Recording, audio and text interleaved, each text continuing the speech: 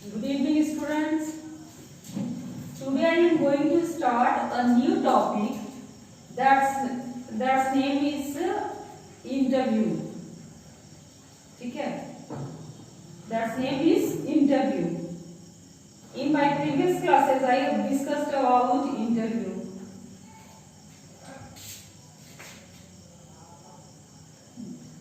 This is your most important question. Okay, write in detail the various errors committed by the interviewee.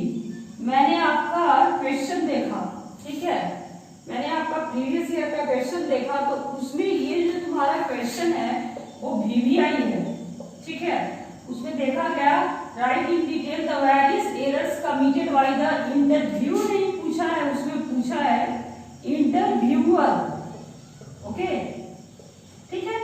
तो ये question तो आपसे पूछ दिया गया है, इंटरव्यूअर का जो क्वेश्चन है आपसे ऑलरेडी पूछ दिया गया है, तो हो सकता है कि इस बार फिर उस क्वेश्चन को घुमाए और घुमा के इंटरव्यूअर की जगह पर क्या करते, इंटरव्यू करते, क्योंकि इंटरव्यू होता किसका है, इंटरव्यू में होता किसका किसका इंटरेक्शन है, there is interaction between interviewer and interviewee, ठीक है। तो इस कंडीशन में इंटरव्यू पे दो क्वेश्चन बनते हैं। First one I have mentioned earlier. Write in detail the various errors committed by the interviewer. ये आ चुका है, ठीक है, ये क्वेश्चन आपका आ चुका है। ओके, तो मैंने एक नया क्वेश्चन बनाया कि इंटरव्यूअर के द्वारा तो गलती होती ही है, इंटरव्यू के द्वारा भी गलती होती है। Here question arises, what do you mean by interviewer and what do you mean by interviewee? पहले आपको ये डिफरेंस समझना होगा कि इंटरव्यूअर क्या करता है और इंटरव्यूअर क्या करता है। तो जो इंटरव्यू देता है दैट इज कॉल्ड इंटरव्यूई, ठीक है।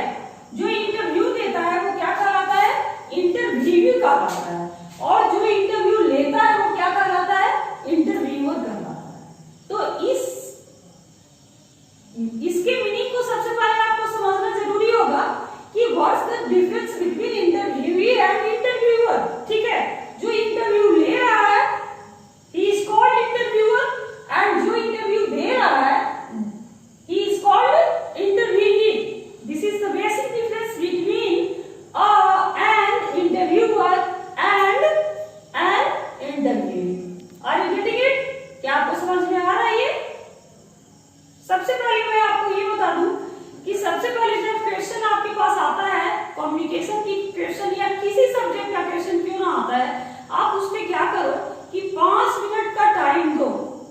और आपको मैंने रीडिंग स्किल पढ़ाया, रीडिंग स्किल में मैंने आपको बताया है कि रीडिंग स्किल में आपको ना एवरेज रीडिंग करना है ना स्किमिंग करना है। आपको कैसा रीडिंग करना है टेक्स्ट बुक पढ़ने में, मैंने बताया क्लास में आप लोगों को, सारा चौपट कर लिए। स्टडी रीडिंग, ठीक है, स्टडी रीडिंग में क्या होती है, स्पीड भी होती है और साथ साथ में क्या होती है, अंडरस्टैंडिंग भी होती है। तो आप उस क्वेश्चन पेपर को 5 मिनट का टाइम जरूर दें, ठीक है। आप 5 मिनट निकाल लीजिए कि लिखने में तो 2 घंटे का मान लीजिए पेपर है, तो 2 घंटे का पेपर है तो मेरे को इतना घंटा इतना मिनट्स देना पेपर पे, लेकिन 5 मिनट देना है क्वेश्चन पेपर पे, ठीक है। मैं पहले समझूंगा कि क्वेश्चन पूछ क्या रहा है, क्योंकि देखिए ये बेसिक डिफरेंस जो है मैं आपको इसलिए इंडिकेट कर रही हूँ कि अगर इस तरीके से क्वेश्चन पूछे तो आप क्या हो सकते हैं, कंफ्यूज हो सकते हैं। आप सबसे पहले इंटरव्यूअर और इंटरव्यू का डिफरेंस समझ लो, ठीक है।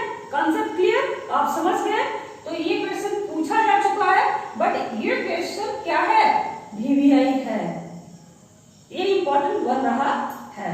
तो सबसे पहले, और चूंकि ये ऐसा टॉपिक है जिसका इंटरेक्शन सबसे पहले बीटेक की डिग्री आप लेके निकलते हो, तो सबसे पहले आपका इंटरेक्शन इसी से होगा। इतना तो हटा दो, सबसे पहले क्या 3rd ईयर फाइनल ईयर में कैंपस सिलेक्शन के टाइम में इंटरव्यू से आपका इंटरेक्शन हो जाएगा। तो इसके क्या क्या रूल्स हैं, क्योंकि कैंडिडेट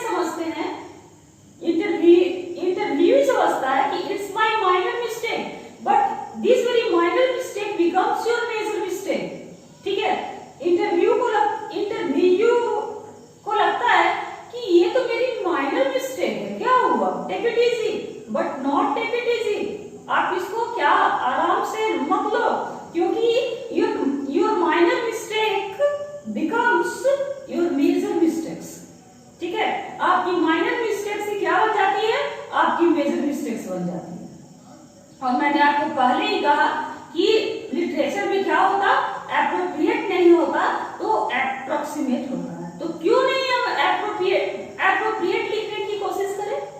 क्या जरूरी है कि हर क्वेश्चन को हम एप्रोक्सीमेट ही लिखें? ठीक है, तो कुछ नहीं है। अब मैंने आपको कहा था कि अगर आप क्वांटिटी सीखना चाहते हो तो दो काम आपको करना होगा। फर्स्ट वन, योर क्यूरियोसिटी, सीखने की इच्छा, and second one is alertness of year. ठीक है, आप कहीं भी कोई अगर प्रोनाउंस कर रहा है तो आप अपने कानों को क्या रखो, अलर्ट।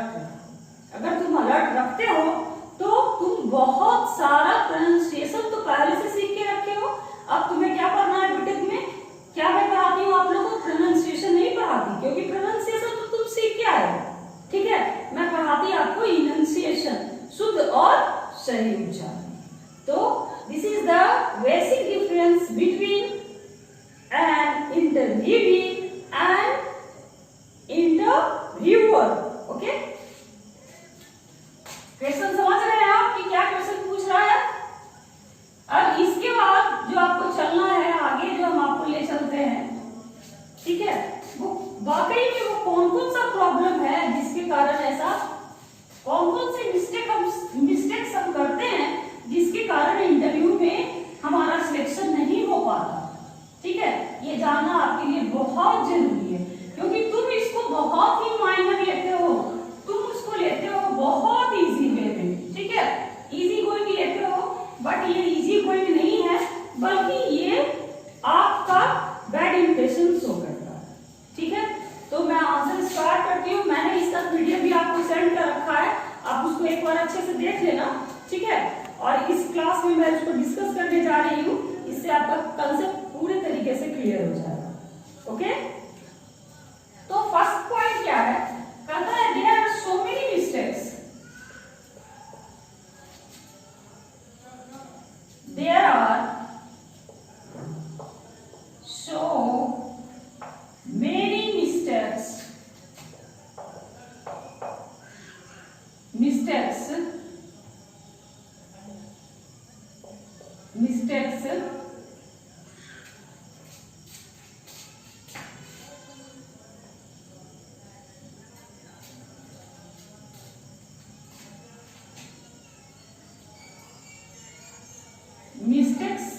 मिस्टेक्स के जगह पे ऑब्लिक में देख के कर रही हूँ, एरर्स भी दे सकता है, तो कंफ्यूज मत हो जाना कि मैम ने तो मिस्टेक्स पढ़ाया था, यहाँ पे एरर्स दे रहा, तो नहीं, बोथ आर सेम। ठीक है, दोनों क्या है, सेम है। तो there are so many mistakes, errors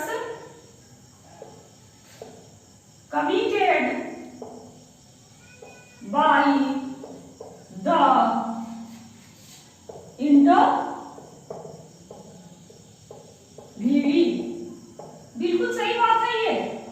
कहता है बहुत सा ऐसा गलती है जो एक इंटरव्यू के द्वारा किया जाता है। सबसे फर्स्ट वन है, इसको आप डिस्कस करें, और मैंने आपको नोट सेंड कर दिया है, अराइविंग लेट। ठीक है, अराइविंग लेट ये आपका सबसे इंपॉर्टेंट बनता है, ये आपका सबसे इंपॉर्टेंट पॉइंट बनता है। हम अराइविंग लेट को लाइटली लेते हैं, 5 मिनट लेट ही हो जाएगा तो क्या हो जाएगा, इंटरव्यू मेरा नहीं लेगा क्या, ये बात हमारे दिमाग में रहती है। हम ऐसी आइडियोलॉजी सोच के रखते पहले से, लेकिन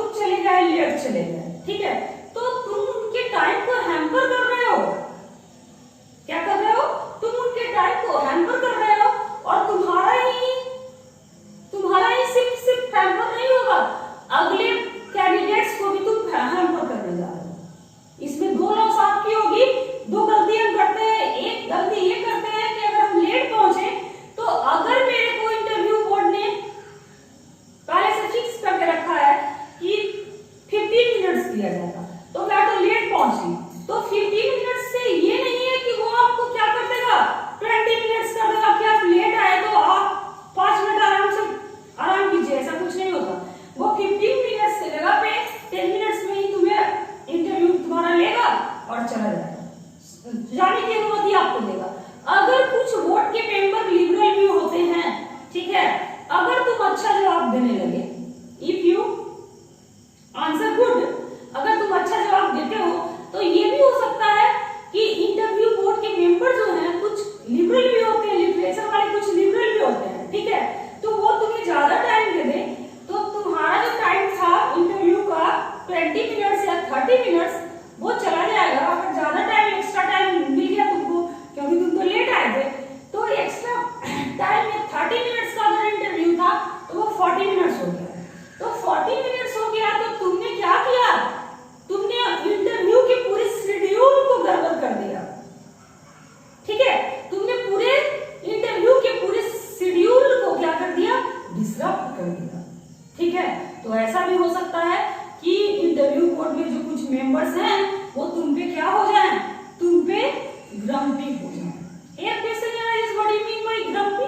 ग्रम्पी का मतलब, कहने का मतलब है कि वो नाराज हो सकते हैं तुमसे, वो चिढ़ सकते हैं तुमसे कि this very candidate is very boring, ठीक है, इस कैंडिडेट ने आके बहुत बोर किया और क्या किया कि पूरे इंटरव्यू के शेड्यूल को ही क्या कर दिया, डिसरप्ट कर दिया। तो मेरी बात को ध्यान में रखना है, सिर्फ इतना दिमाग में रखना है कि मैम ने कहा कि नहीं, हमें इंटरव्यू में कभी भी लेट नहीं करना। अगर हम लेट करते हैं तो दो प्रॉब्लम हमें होता है, एक तो हमारी जो चांस होती है उसको हम क्या करते हैं, हैम्पर करते हैं, क्योंकि जितना टाइम मिलना चाहिए उतना हमें मिलता नहीं।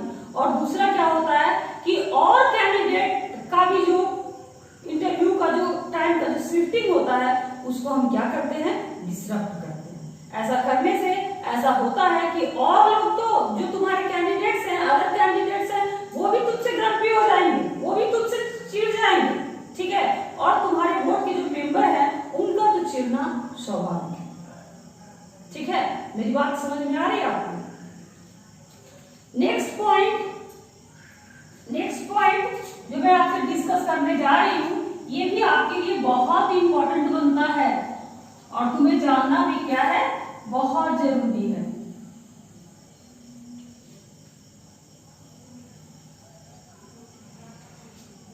आप कहोगे कि क्या जानना जरूरी है? अब मेरा जो सेकंड पॉइंट बन रहा है वो क्या बन रहा है?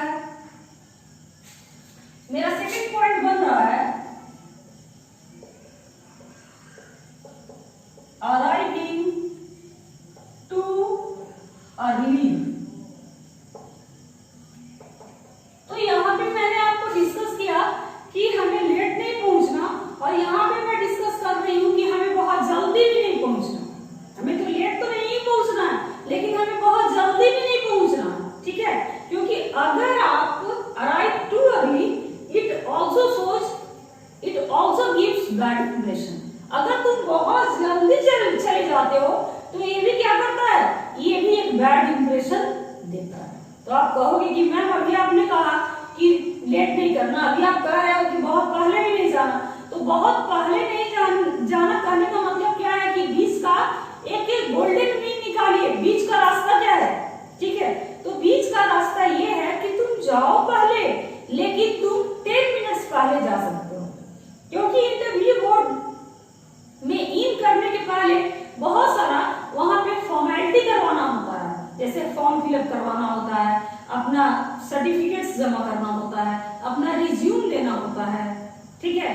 तुमने जो ईमेल किया है उसमें कुछ गड़बड़ है तो तुम उसको एक बार जाकर चेक करो, रिचेक करो, देखो कि तुम्हारा नाम आया है या नहीं आया है। मैं आपको अपना एक्सपीरियंस बता रही हूँ, मैं एक बार गई, बीपीएससी का इंटरव्यू था, ठीक है, और उस इंटरव्यू में सॉरी बीपीएससी का इंटरव्यू में तो मैंने बहुत तमाशा किया था, वो बताएंगे बाद में तुमको। पहले ये जानो कि जब मैं गई तो सारा कुछ मैंने मेल से सेंड किया था, तो मैं अपने साथ कुछ लेके नहीं गई, मैं अपने साथ न रिज्यूम लेके गई न मैंने अपने साथ डॉक्यूमेंट्स रखा था। मैं सोची कि सारा कुछ तो मैंने सेंड कर ही दिया है मेल से, तो क्या ले जाना जरूरी है, ठीक है।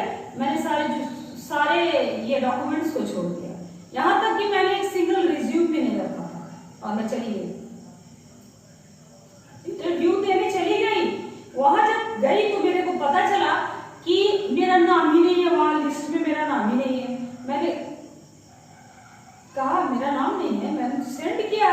देखिए मैंने मेल सेंड किया है, वो लोग मेरे से बहस करना शुरू कर दिए, बोले कब सेंड किए, तो मैंने दिखाया अपने मोबाइल से।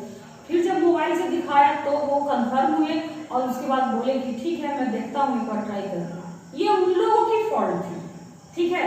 मेरा सारा कुछ सेंड किया हुआ सही था, लेकिन उन लोगों ने इसको सीरियसली लिया ही नहीं था।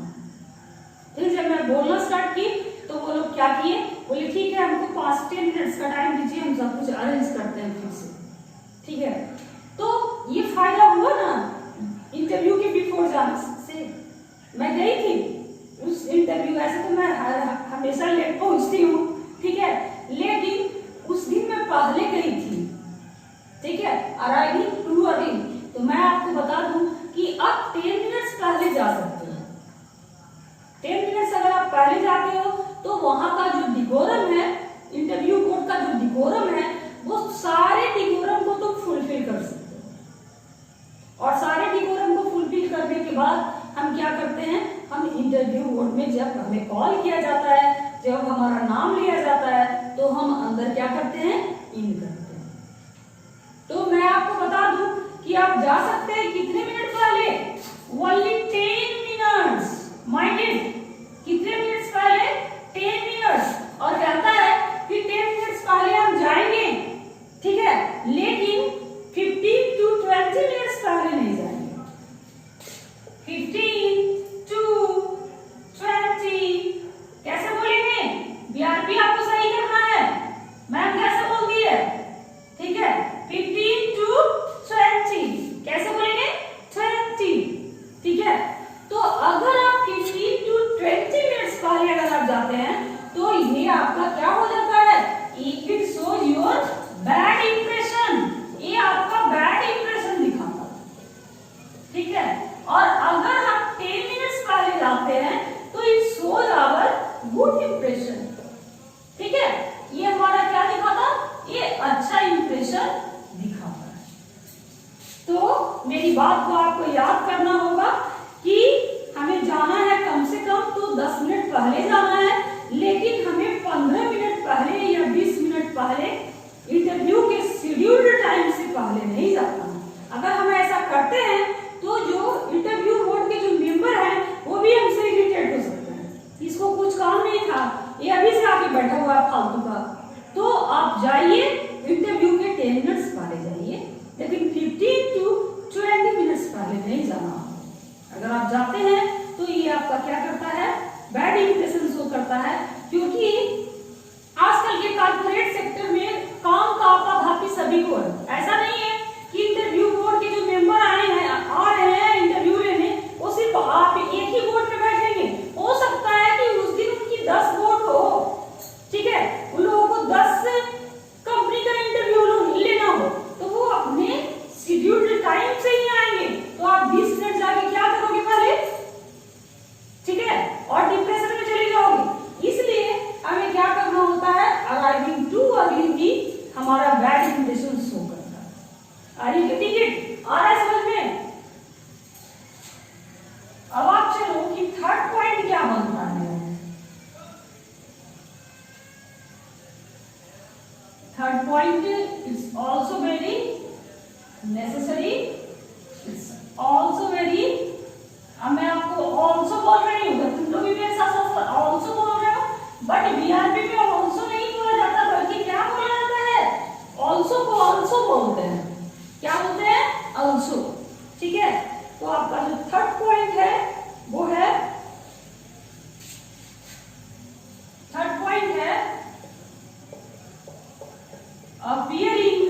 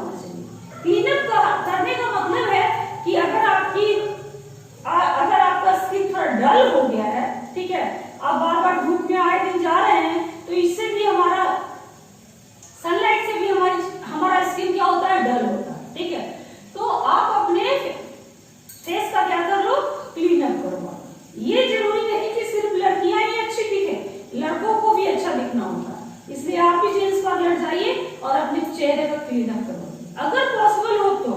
अगर तुम इसको अफोर्ड कर पाओगे तो अफोर्ड क्यों नहीं करोगे? जब तुम बीटेक के स्टूडेंट हो, तो जब तुम पढ़ाई कर रहे हो, तो इंटरव्यू फेस करने का जो एक्सपेंडिचर है उसको क्यों नहीं अफोर्ड करोगे?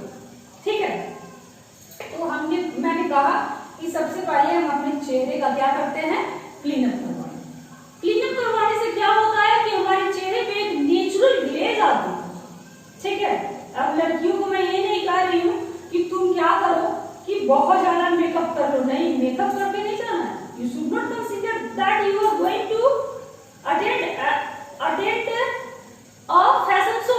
आप कोई फैशन शो अटेंड करने नहीं जा रहे हैं, ठीक है, कि हम पूरे तरीके से पॉलिश होके जाएंगे, नहीं, मैंने ऐसा नहीं कहा।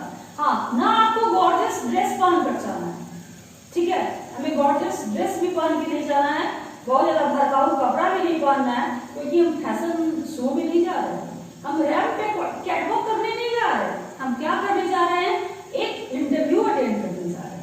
तो इंटरव्यू अटेंड करने जाएंगे तो इंटरव्यू के अकॉर्डिंग हमारी ड्रेस होनी चाहिए, हमारा ड्रेस सेंस अच्छा होना चाहिए, ठीक है। We should use formal dress, जो इंटरव्यू का फॉर्मल ड्रेस है वो पहन के जा सकते हैं। ऐसे मैं आपको बता दूं कि लड़कियों के लिए सबसे डिसेंट माना जाता है साड़ी को, इवन आईएएस के इंटरव्यू में भी साड़ी ही अलाउड है, क्योंकि लड़कियां सबसे अच्छी दिखती है किस चीज में, साड़ी में। तो मैं ये नहीं कह रही हूँ आप लोग यंगस्टर्स को कि आप बोलोगे कि मैम हम जींस पहनने वाले हैं तो आप क्यों साड़ी पहनवा रही हैं, तो मैं आप पे जोर नहीं दे रही हूँ, मैं आपको इम्पोज नहीं कर रही हूँ कि तुम साड़ी पहन कर जाओ, ठीक है। जो अगर चूंकि सिनेरियो चेंज कर रहा है, पहले जो डिकोरम था उसको लोग बहुत ज्यादा फॉलो करते थे, साड़ी है तो साड़ी ही पहन के जाना, अभी भी है आईएएस के इंटरव्यू में कि लड़कियों को साड़ी ही पहन के जाना होता है, ठीक है। तो अब तो कॉर्पोरेट सेक्टर में जींस भी अलाउड है, ठीक है, लेकिन आप जींस पहन के जाइए, लेकिन जो आपकी जींस है या आपकी जो टॉप है वो फंकी टाइप की नहीं होनी चाहिए, वो गॉर्जियस नहीं होनी चाहिए, भड़काऊ नहीं होनी चाहिए, ठीक है, सिंपल है। You can also carry jeans and top, girls को मैं बोल रही हूँ, ठीक है। मैं आपको ये भी बताऊं कि ये भी आपका अपीयरिंग एंड पॉलिश में ही आता है कि जिस भी शूज का यूज हम कर रहे हैं या जिस भी चप्पल का यूज हम कर रहे हैं इंटरव्यू जाने में, इंटरव्यू के समय में, तो उस चप्पल से आवाज नहीं आनी चाहिए। जब हम चलते हैं तो ऐसा नहीं कि हम चल रहे हैं तो चट चट चट चट की आवाज है, ऐसा नहीं होना चाहिए। अगर तुम ऐसा नॉइस करके जाते हो, ठीक है, तुम अपने पैर को कभी ब्रश नहीं करना, ब्रश में समझते हैं आप अपने पैर को घसीट के ना चले, कुछ लोगों की आदत होती है वो अपने चप्पल को घसीट के चलते हैं, तो नहीं, ये आपका गलत इंप्रेशन शो करता है। कभी भी हमें अपने पैर को घसीटते हुए नहीं चलना, ठीक है, हमें चलना है, आराम से चलना है, ना हमें बहुत ज्यादा अपने आप को अंडर प्रेशर दिखाना है, ना हमें बहुत ज्यादा अपने आप को ओवर कॉन्फिडेंट दिखाना, ठीक है। और मैं ये भी बात बता दूं कि हमें गॉर्जियस नहीं पहनना, हमें फंकी नहीं पहनना, तो ऐसा नहीं कि हमें क्या पहनना, ठीक है, आप किसी टाइप के भी कपड़े पहन के चले जाए, ये बिल्कुल गलत बात है, ठीक है। ऐसा नहीं है कि आपकी जो ड्रेस है वो रंपल्ड हो, ठीक है, ऐसा नहीं कि आपकी जो ड्रेस है वो रिंकल्ड हो, और ऐसा नहीं कि जो आपकी ड्रेस है वो स्ट्रेंड हो। Are you getting it? इसका कहने का मतलब कि ऐसा नहीं कि जो आपके कपड़े हैं उसमें चुन्नट पड़ा हो, आपने उसको सही से प्रेस भी नहीं किया, आपके जो कपड़े हो वो झुर्रीदार हो गए हैं, यानी आपने बस पुराना ले लिया है और उसको पहन लिया है, नहीं, ऐसा नहीं होना चाहिए। और ऐसा नहीं कि उसमें दाग धब्बे हो, वो स्टैंड हो, नहीं, अगर आप ऐसा करते हैं तो ये भी आपका बैड इंप्रेशन शो करता है, बैड इंप्रेशन, ठीक है। ज्यादा भड़काऊ नहीं तो ज्यादा बहुत ज्यादा बेकार भी, ठीक है। You should follow golden mean, आपको बीच का रास्ता ही तय करना होगा। In other words you can say that you should use moderate dress sense,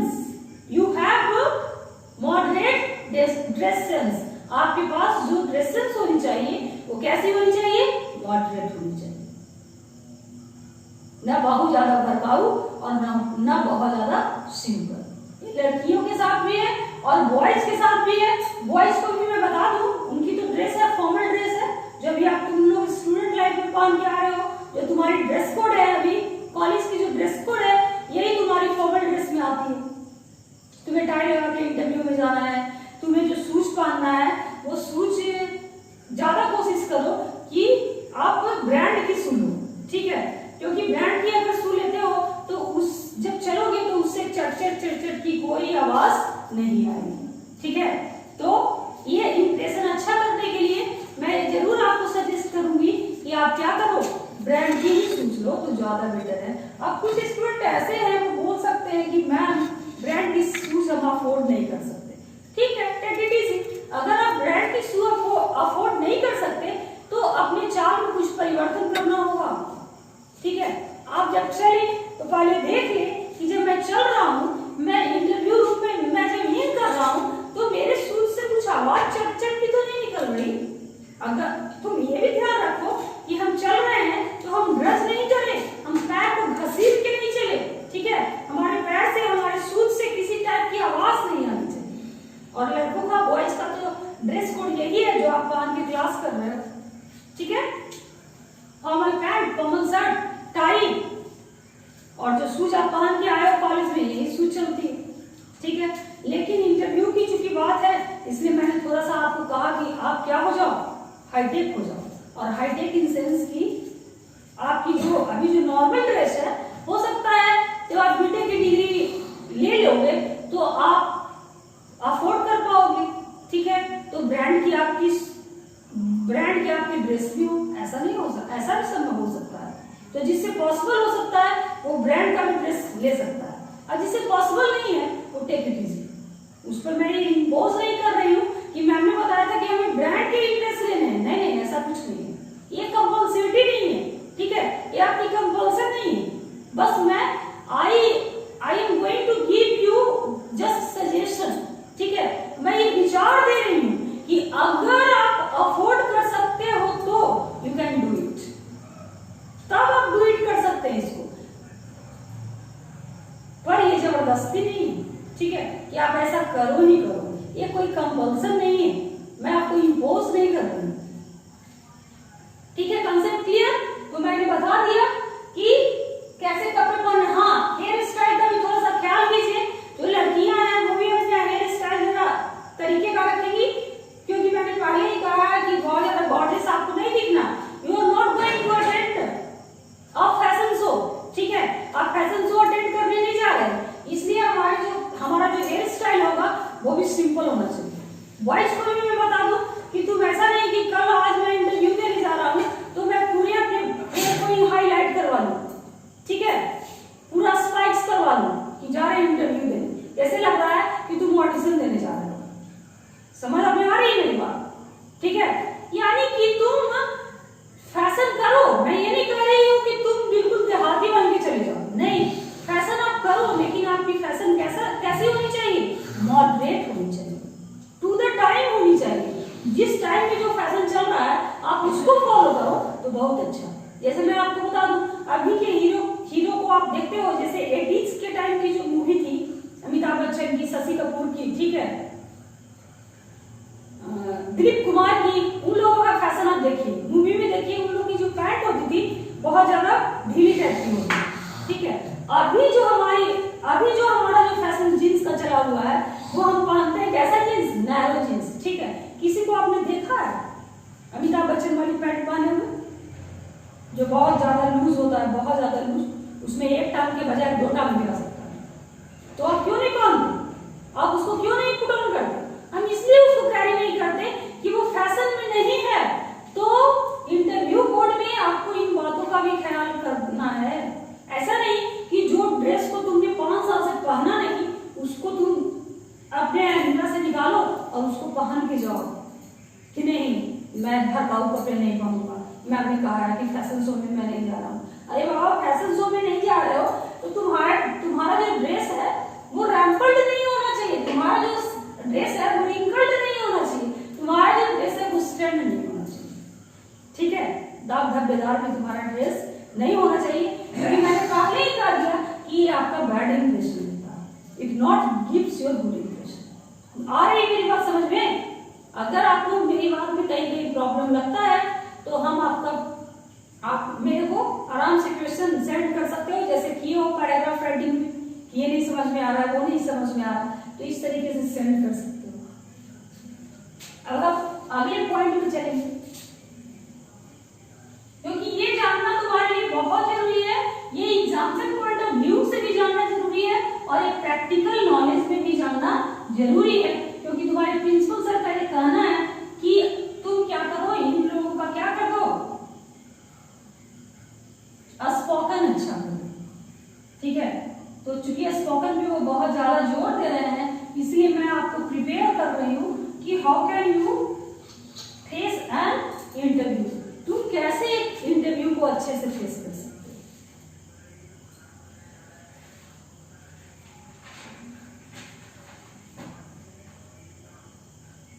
हाँ, एक बार मैं जरूर बता दूं आपको कि जब आप इंटरव्यू में जा रहे हो तो एक बार लास्ट में आप मिरर में अपने आप को जरूर देख लें कि आप कैसे दिख रहे हैं। ठीक है, आपने कहीं पे मिस्टेक तो नहीं कर दिया है, आपकी हेयर स्टाइल में कोई प्रॉब्लम है, क्योंकि इंटरव्यू में क्या होता है कि लोग अंडर प्रेशर हो जाते हैं। और मैं आपको बता दूं कि इंडिया जब भी अंडर प्रेशर खेलती है, क्रिकेट खेलती है, तो अच्छा परफॉर्म नहीं करती। तो यही बात इंटरव्यू में भी है, आप प्रेशर में मत जाओ, लेकिन कहने की बात है हम खुद प्रेशर में चले जाते हैं इंटरव्यू में, तो नहीं। अगर ये आपकी भी शॉर्ट कमिंग्स है तो इस शॉर्ट कमिंग्स को दूर करने की कोशिश करो। उस समय ये सोचो कि नहीं, तुमसे ज्यादा तो वहां पे कोई अकलमंद बैठा ही नहीं है, तुमसे तो ज्यादा वहां पे ब्रिलियंट कोई है ही नहीं, तुम जैसा जवाब दिए हो वैसा कोई जवाब नहीं दे रहा। ये फीलिंग अपने आप में लानी होगी, तब आप में कॉन्फिडेंस आएगा, क्योंकि कॉन्फिडेंस से तुम बहुत कुछ कर सकते हो, लेकिन अगर तुम अपना लूज कॉन्फिडेंस दिखाते हो तो तुम बहुत नीचे भी जा सकते हो। तो आपको कैसे टॉप करना है, ऊपर से टॉप करना है या नीचे से टॉप करना है? ऊपर से। ठीक, नेक्स्ट पॉइंट जो है वो आपका बन रहा है, इसको आप क्या करो, इंपॉर्टेंट है आपके लिए बहुत ज्यादा। मैंने खुद ये इंसिडेंट आपको बताया है, नॉट ब्रिंगिंग अ रिज्यूम। ठीक है, क्या किया मैंने, नॉट ब्रिंगिंग अ रिज्यूम। अपने साथ आपको रिज्यूम, बहुत सारे कैंडिडेट क्या करते हैं, जो मैंने अभी आपको बता रखा था कि मेरे साथ खुद हुआ है कि मैं इंटरव्यू देने गई थी और अपना रिज्यूम नहीं लेके गई थी। इसका लॉजिक मेरे पास ये था कि मैंने तो मेल से सारा कुछ भेज ही दिया है, अपना रिज्यूम दे ही रखा है, तो इंटरव्यू बोर्ड के पास तो मेरा ऑलरेडी रिज्यूम होगा, तो मुझे रिज्यूम लेकर जाने की क्या जरूरत नहीं। इट्स योर ब्लंडर मिस्टेक, ये आपकी ब्लंडर मिस्टेक हो जाएगी। ठीक है, ये आपकी बहुत बड़ी ब्लंडर है, ये आपकी भारी भूल है। ठीक है, हमेशा अपने साथ you should carry a resume with yourselves. ठीक है, अपने साथ रिज्यूम जरूर रखना चाहिए।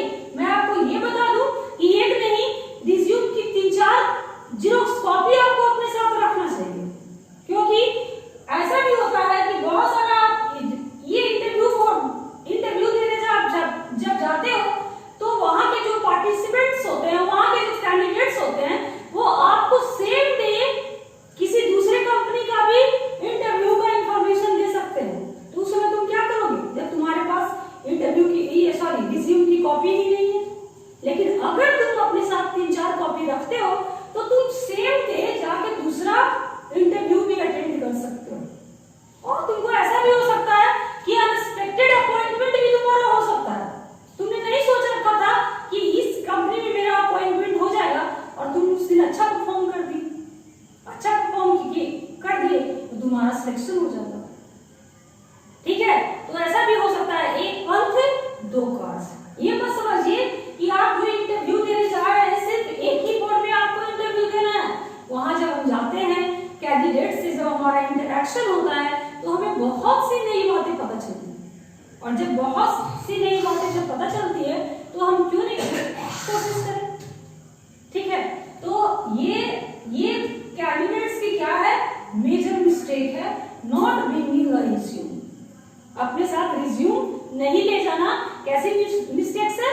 मेजर मिस्टेक्स है, लेकिन कैंडिडेट समझते हैं कि it is his minor mistake.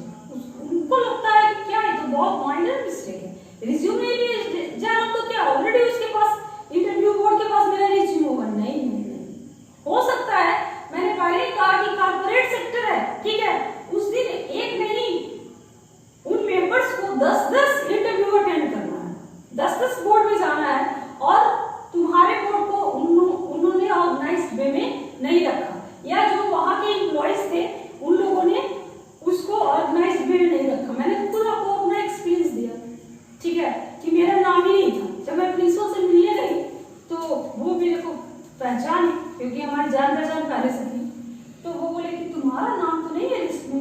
हमने बोला नहीं सर, मैंने सेंड किया है। कब सेंड की हो? तो देखो तो लिस्ट करो, और लिस्ट उन्होंने लिस्ट मेरे को अपने सामने रख दिया। जब मैं लिस्ट देखी तो वाकई में उस लिस्ट में मेरा नाम नहीं था। तो मैं बोली नहीं सर, मैंने तो ऐसे ऐसे किया था, मेल किया था। फिर सर बोले कि ठीक है जाओ, जाकर मिलो क्लर्क से। तो चूंकि मेरी पहचान थी इसलिए मैं क्लर्क से मिलने गई, और उन लोगों को डांट डपट भी लगाई कि क्या करते हैं। तो उन लोगों की नेग्लिजेंसी थी, उन लोगों की लापरवाही थी, उन लोगों की मिस्टेक थी, और वो सॉरी बोल के काम चलाया, बोला मैम आप बैठिए, मैं 10 मिनट में सही कर देता हूँ। तो मेरी पहचान थी तब मैंने इतना किया। तुम्हारी पहचान होगी, मैनेजर से तुम्हारी पहचान होगी कि तुम जाकर बोलोगे, तो उस कंडीशन में क्या करना चाहिए कि कुछ भी अनएक्सपेक्टेड हो सकता है आपके साथ, ठीक है।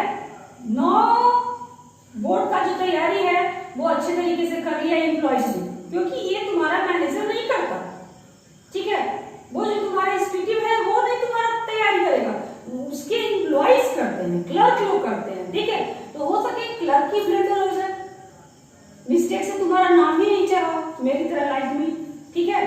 तो इस कंडीशन में आप अपने साथ अपना रिज्यूम जरूर लेके जाए, और रिज्यूम एक नहीं बल्कि 3-4 कॉपी लेकर जाए।